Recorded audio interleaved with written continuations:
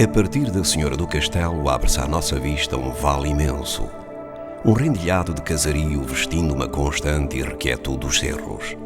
É aqui que assenta Aljustrel. Uma paisagem feita dos retalhos da memória da comunidade, dos seus homens feitos mineiros. As suas ruas foram desenhadas sobre o corpo tentacular e centenário deste subsolo singular. Cada som, cada espaço, cada degrau, a função de cada peça, o porquê de cada válvula. Olhares que se entrecruzam em cada espaço, em cada vazio, que só as gentes mineiras sabem interpretar.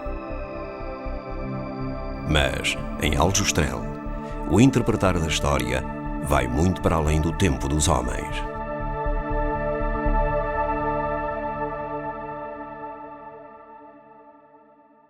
Há uma lenda que às vezes se conta no Alentejo de que, quando Deus quis criar os depósitos minerais no mundo, transportava os sacos com os minerais puros, distribuiu os minerais puros por determinados sítios, a blenda de zinco para ali, a calcopirite de cobre para ali, o óxido de ferro para ali, e depois deitou todos os restos num determinado sítio e assim apareceu a pirite com os metais todos misturados.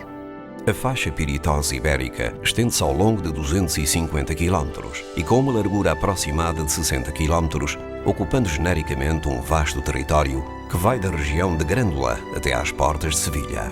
As formações geológicas mais antigas que ocorrem na faixa piritosa ibérica têm cerca de 350 a 360 milhões de anos no seu topo e são rochas com muita areia quase areia de praia, que indicam que estávamos numa zona marginal de um mar ou num mar de pequena profundidade.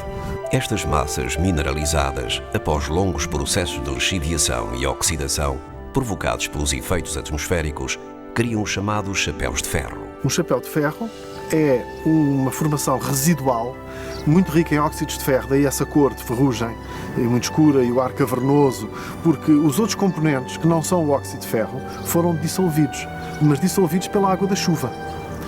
E fica apenas o material que não é solúvel. E o que não é solúvel, num clima quente e úmido, de tipo tropical, como já houve aqui, são os óxidos de ferro e os óxidos de alumínio, se existirem. Como os minérios não têm alumínio, não ficam óxidos de alumínio aqui, ficam apenas óxidos de ferro, com, por vezes, alguns metais, além do ferro, metais que se conservam, sobretudo metais preciosos, como o ouro. E os chapéus de ferro, a partir de jazigos de sulfuretos, onde existam metais preciosos, têm muitas vezes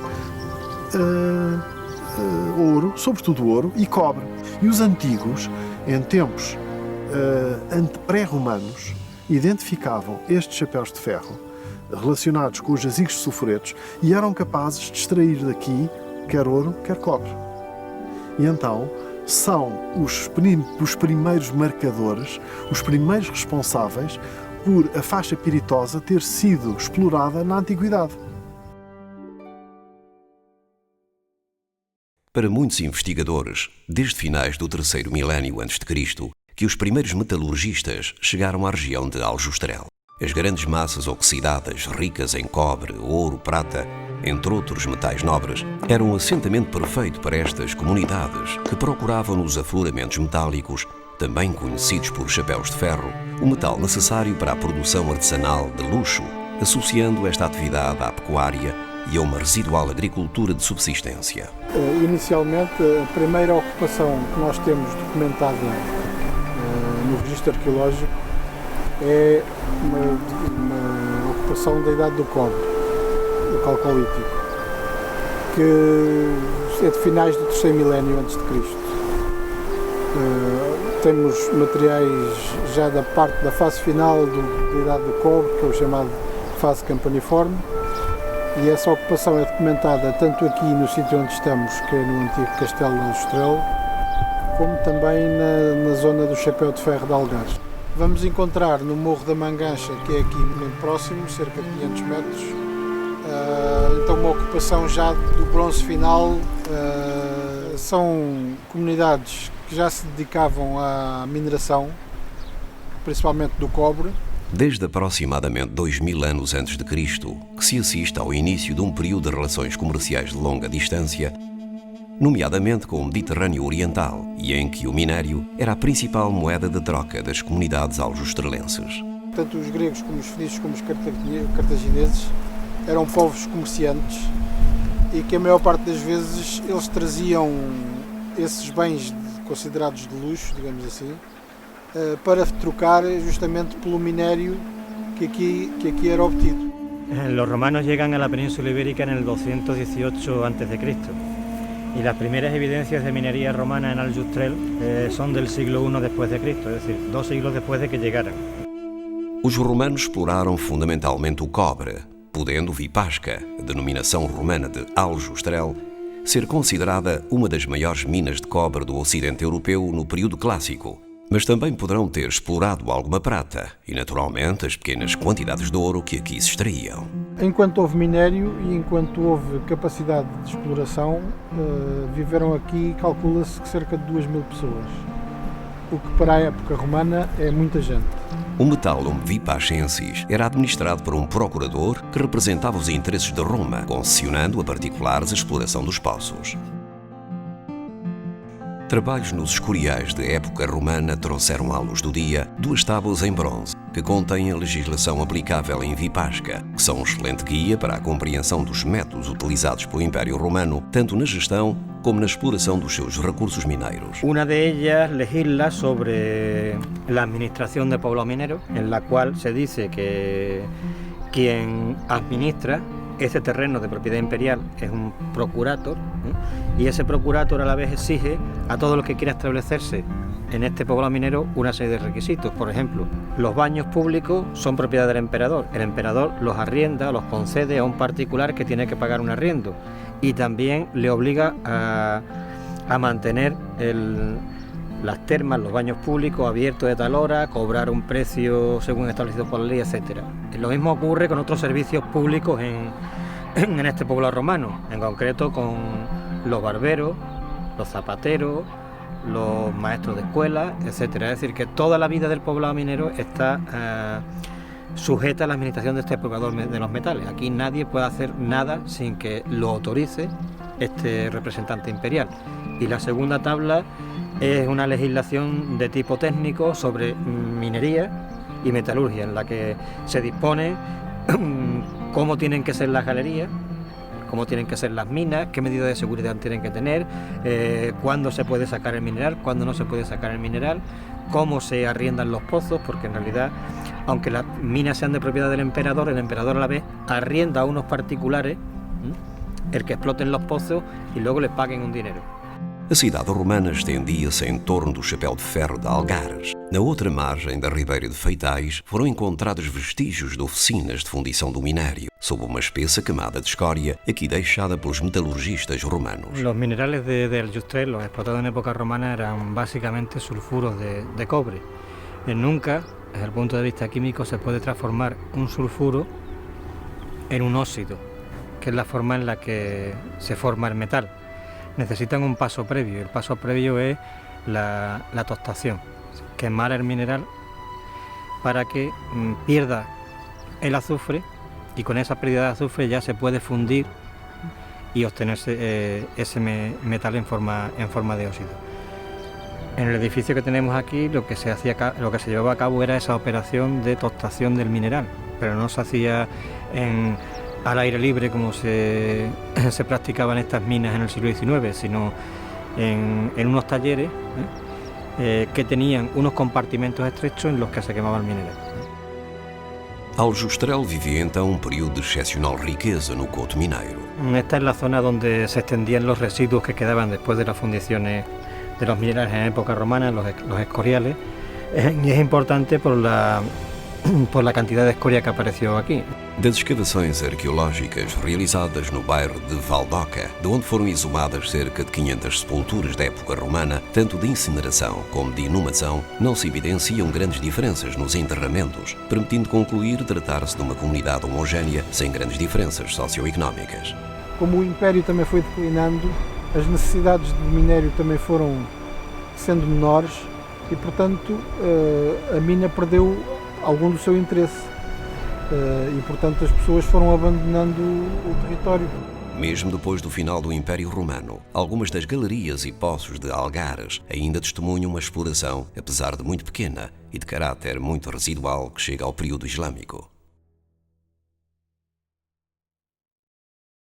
Aljustrel é um morro alcantilado num território de transição entre as planícies do sul do Alentejo e a Serra Algarvia. Com excepcionais condições naturais de defesa, o castelo de Aljustrel é conquistado a partir de Alcácer do Sal, em 1234, por Dom Sancho II, doando-o à Ordem de Santiago no ano seguinte. Até à conquista definitiva do Reino do Algarve, a vila crescerá a partir daí aos pés do Cerro da Nossa Senhora do Castelo. As paredes de taipa do castelo medieval vão perdendo a sua importância e legar a sua excepcional posição ao pequeno templo religioso. Existe um documento do reinado de Dom João III em que é referida a existência de um funcionário régio que era o afinador do azul. Esse afinador do azul era uma pessoa que produzia e comercializava em nome do rei um pigmento fabricado aqui em Aljustrel, um pigmento azul que era utilizado pelos pintores da época. E que no documento onde isso vem referido, vem referido mesmo com o nome de Azul de Aljustrel. A vila desenvolve-se a partir do núcleo da Igreja Matriz, lentamente para sudeste. Mas até ao século XIX, pouco cresce, assentando a sua atividade fundamentalmente em torno da agricultura e pecuária.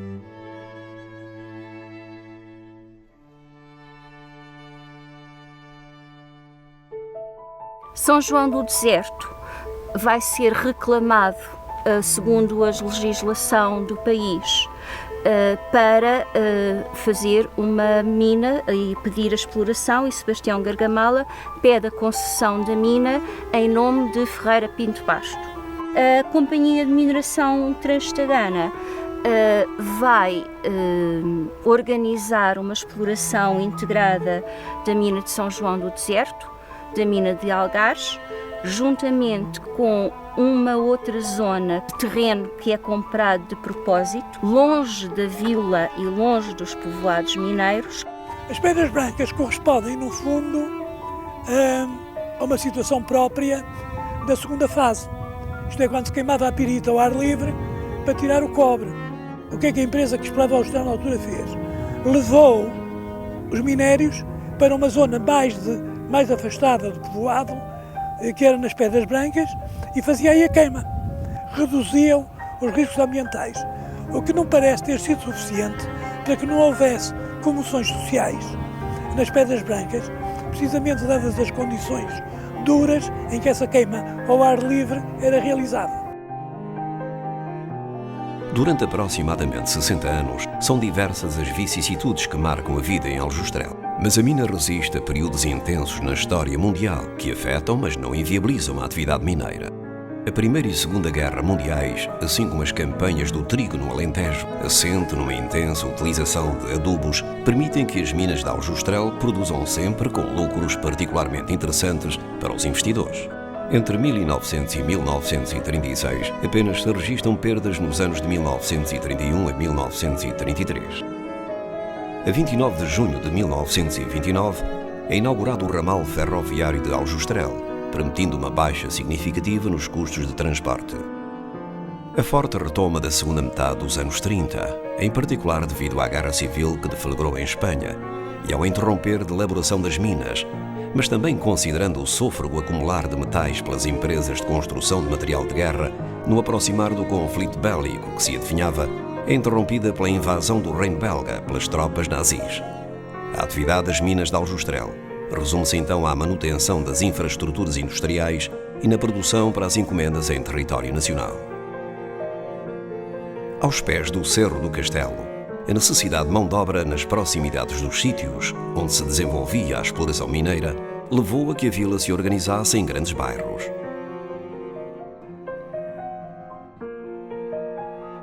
Os bairros eram conhecidos, quando foram construídos no seu início, como quartéis. portanto, talvez pela semelhança com os quartéis de militares, se chamavam assim porque tinha uma característica contracionária de, portanto, pessoas da comunidade, não é? Os bairros, portanto, tinham esta configuração de bandas, isso é comum em quase todas as minas, mesmo as minas de carvão.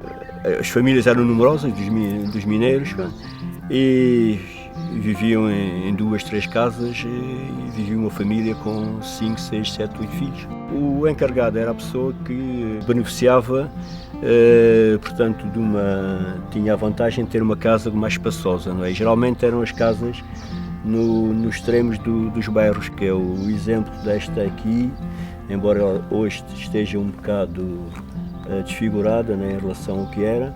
Morava, portanto, o encarregado que deixou na história da mina, teve um papel importante.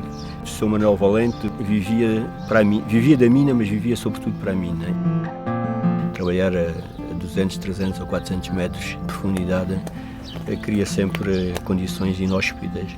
Ora, quanto mais recuado essa exploração for, as condições são piores, portanto, a qualidade do ar, portanto, a temperatura. Antigamente não havia ventilação, o local de exploração eram também espaços muito exíguos, tinha a ver com a configuração dos próprios filões, que eram estreitos. Havia o local de exploração que era a planta, em que as pessoas estavam numa galeria, depois tinham que subir por escadas a essa planta. E as temperaturas eram de tal maneira elevadas que eles tinham que trabalhar, os mineiros, tinham que trabalhar em calções, ou às vezes em cuecas mesmo, não é? E não podiam estar lá muito tempo, sempre tinham que descer à galeria, porque na galeria, portanto, respirava-se, as temperaturas não eram tão elevadas e depois voltavam para o local de trabalho, não é? Também tinham que descer, era um esforço que era exigido muito grande, tinham que descer e subir pelas escadas, porque o poço não tinha, portanto, o elevador não tinha jaula, portanto, servia só para subir e descer as vagonas com o minério. E só a partir dos anos 30 é que foram o elevador que é equipados com a primeira jaula. Portanto, a jaula é a cabine, corresponde ao elevador normal. Antes do ar comprimido, portanto, eles tinham que perfurar e havia um mineiro que segurava a barreina e outro com uma seta, portanto, ia percutindo até perfurar o minério.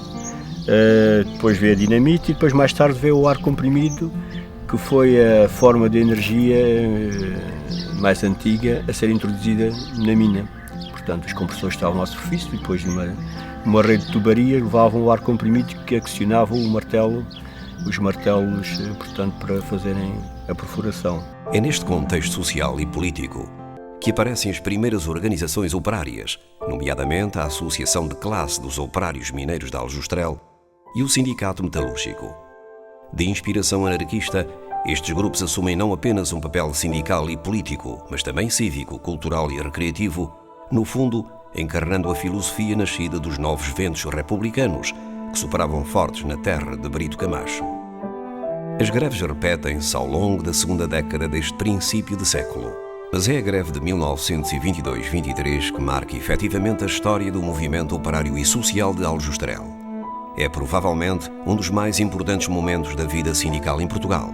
O aumento dos salários em 100% são a principal motivação da greve, que se inicia a 3 de outubro de 1922 e termina a 18 de janeiro de 1923. Durante a greve de 1922 houve uma solidariedade muito forte da população de Aljustrel com a população trabalhadora das minas. Em primeiro lugar, da parte dos comerciantes que viviam dessa população e que, portanto, apoiaram as pessoas com crédito, nomeadamente com venda dos produtos necessários a crédito. também dos assalariados agrícolas dali da região e do concelho, e depois também uma solidariedade a nível nacional, porque as crianças das famílias dos mineiros grevistas foram retiradas de Aljustrel e foram distribuídas por casas de pessoas ligadas ao movimento anarquista, portanto, camaradas anarquistas. Muitos vieram aqui para Lisboa, alguns ficaram pelo caminho porque a solidariedade era tanta que as pessoas praticamente sequestravam as crianças que vieram de comboio até Lisboa. As pessoas praticamente faziam sequestros das crianças porque queriam recebê-las e apoiá-las nas suas casas. Mas infelizmente os operários acabaram por não obter tudo aquilo que reivindicavam, e acabaram por ceder. Esta deve ter sido talvez a greve que durou mais tempo na história do movimento operário português do século XX. Já em meados dos anos 50 e após um longo período de instabilidade que se inicia no pós-Segunda Guerra Mundial, é criada a empresa Mine de Aljustrel, que desenvolve uma nova política de sondagens, prospecções e pesquisas geológicas. Procurava-se chegar mais facilmente ao minério que alimentava não apenas as fábricas do Grupo CUF, mas também o mercado internacional e, acima de tudo, a França, a Alemanha, a Bélgica e a Holanda. Usando a técnica de levantamento gravimétrico, são identificados os jazigos do Moinho em 1954, Feitais em 1964, Estação em 1969 e Gavião no ano seguinte. Entre São João e Algares, inicia-se a exploração da massa do Moinho e inicia-se a lavra em Feitais. Em 1959 iniciaram uma greve de zelo, o que já trazia algumas consequências para as suas famílias, porque isso implicava os mineiros prescindirem dos seus prémios de produção, portanto recebiam o salário base, produziam o mínimo obrigatório e a greve de zelo consistia nisso. E portanto, como não produziam mais, não recebiam prémios de produção. Ora, em famílias onde muitas vezes o mineiro era a única pessoa a trazer um salário fixo para casa, isto tinha alguma importância. Portanto, logo aí, toda a comunidade já começou a sentir um pouco os efeitos desta luta dos mineiros, nomeadamente os comerciantes também, mais uma vez. E depois, em 1960, as coisas acabam por se precipitar, porque antes já tinha havido algumas prisões de pessoas consideradas líderes desta greve de zelo, e em 1960, em abril de 1960, houve de novo um despedimento de pessoas que eram consideradas pela empresa líderes, que faziam parte da liderança desta greve. E essa notícia transmitiu-se através de uma mensagem que foi metida na cesta do almoço que veio para a mina de Algares no primeiro turno. Essa mensagem foi lida lá no refeitório e logo ali tomou-se por solidariedade com os camaradas despedidos em São João,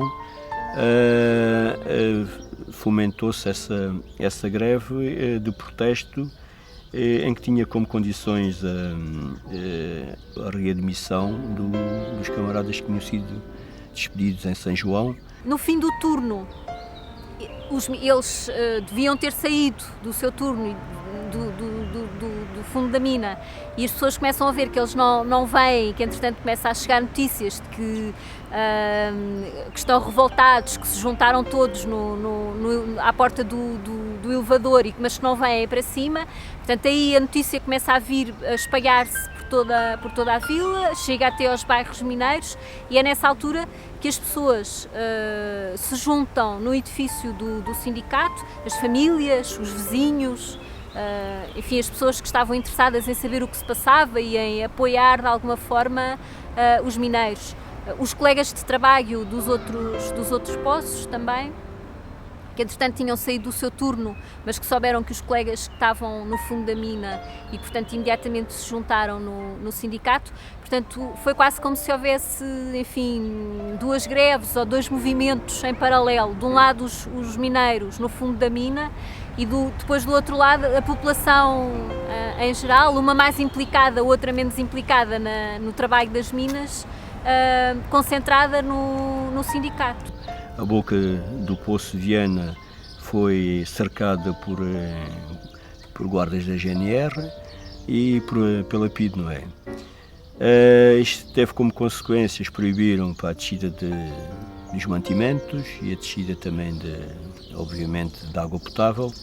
E, portanto, isto foi uma situação que durou de um dia para o outro, durante toda uma noite, e teve o desfecho com a prisão de um relevo inteiro de mineiros, 150 pessoas presas nas carrinhas e que entraram nas cadeias da polícia política portuguesa. Em 1973 é criada a Pirites Alentejanas, com capitais do Estado português, para além do Grupo CUF e dos concessionários belgas. Há uma clara opção governamental em responder à crise energética que graça pela Europa.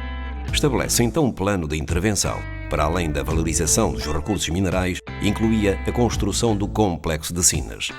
A Revolução de Abril traz novas opções estratégicas que passam pela transformação da pirite em produtos e subprodutos metálicos, em particular o cobre, o zinco e o chumbo. As elevadas reservas mineiras de Aljustrel e a perspectiva de vulnerabilidade que para esta mina representava um consumo interno e uma exploração praticamente centradas na indústria, ditaram a prioridade concedida a estes recursos minerais nos trabalhos da Comissão para o Aproveitamento Integrado das Pírites. As propostas desta comissão ficam congeladas em 1982-83 e desse período apenas realiza a instalação piloto de flutuações de Aljustrel. Esta infraestrutura cria uma verdadeira escola de flutuação de sulfuretos complexos. O sucessivo decréscimo do consumo de piritos de Aljustrel e os resultados obtidos em ensaios de flutuação motivariam a produção de concentrados vendáveis de metais não ferrosos por flutuação, triplicando o volume de extração. Este projeto, denominado Plano de Produção de Concentrados, entraria em serviço na segunda metade de 1991, mas agravada a situação da mina desde 1989-90, com a progressiva desmobilização das unidades produtoras de ácido sulfúrico, estas dificuldades de arranque do projeto viriam a comprometer os resultados das pirites alentejanas e levariam à suspensão da lavra na mina a partir de 1993.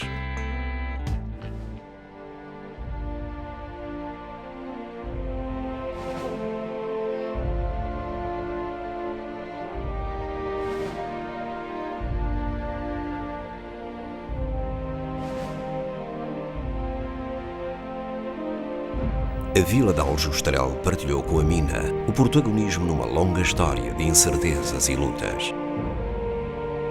Os seus homens e mulheres, através da mina e apesar da mina, avistam hoje também outros futuros em que possam ser eles os donos da história.